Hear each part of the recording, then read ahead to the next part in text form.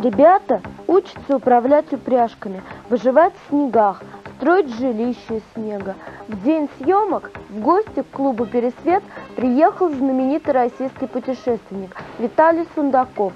Оказывается, в круг его интересов входят не только джунгли, но и полярные широты. Возможно, одно из следующих путешествий будет в полярные льды, поэтому Виталий осваивает собачью упряжку.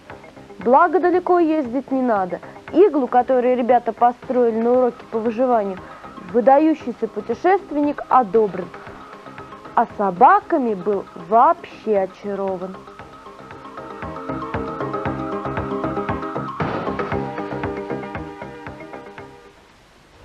Все мы знаем, что кредо путешествий – это движение, символ движений, на котором выросла плеяда целая плеяда путешественников.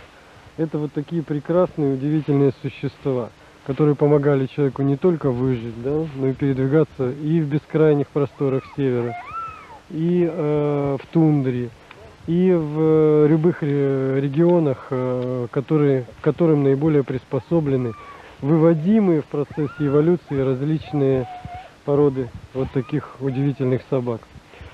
Вот общаясь с ними и грустно, и радостно. Радостно, что есть удивительные упряжки у нас в России, да?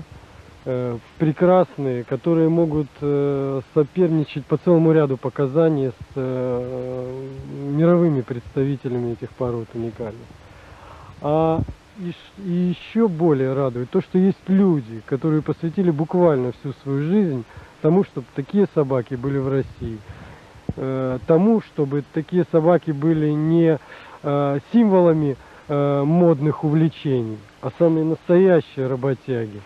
Это второе. А грустно? Грустно от того, что это, как всегда у нас на энтузиазме, на голом энтузиазме, работают люди, работают с утра и до ночи, работают собаки. Эти собаки готовы сегодня показывать высочайший результат. Огромное количество людей могло бы любоваться ими. Нескончаемый праздник для детей, которые участвуют и в воспитании этих собак, и в подготовке к соревнованиям, в изготовлении утвари. Утварь вся, да, вырабатывалась тоже поколениями. Все снаряжение, экипировка, говоря, что ли, это применительно для людей, да.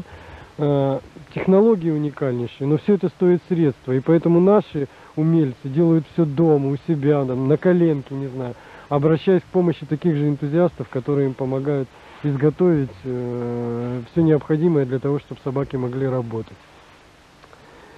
И я считаю своим долгом просто, да, вот увидев один раз этих людей, этих собак, я просто влюбился в то, что вот они делают сообща.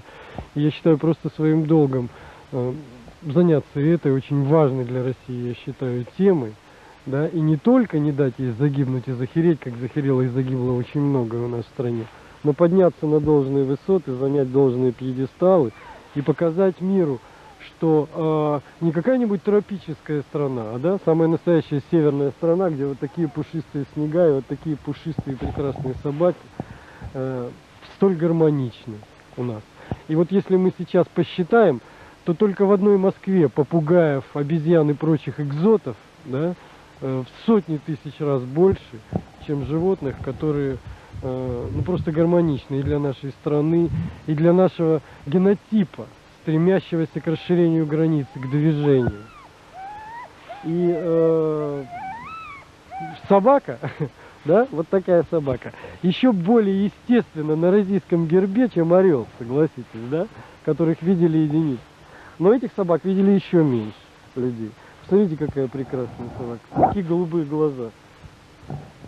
Один раз посмотрев в эти глаза, невозможно их забыть никогда, правда?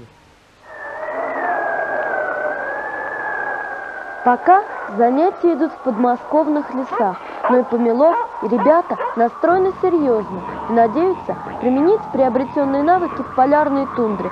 Как знать?